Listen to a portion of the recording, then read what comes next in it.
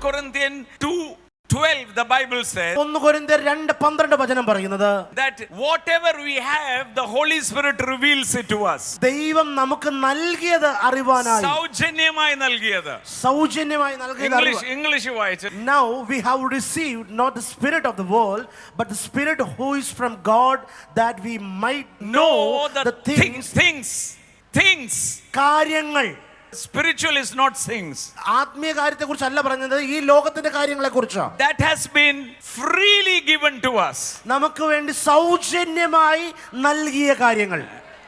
What am I telling you? ഞാൻ നിങ്ങളോട് എന്താ പറയുന്നത് ചോദിച്ചാൽ, every need of yours is already paid even before you arrived on this planet.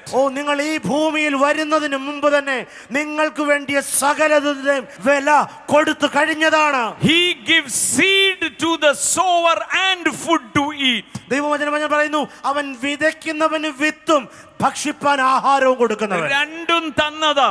വിതയ്ക്കാൻ വിത്തും തിന്മാൻ ആഹാരവും നൽകുന്നതാ സ്വർഗത്തിലെ പിതാവ്.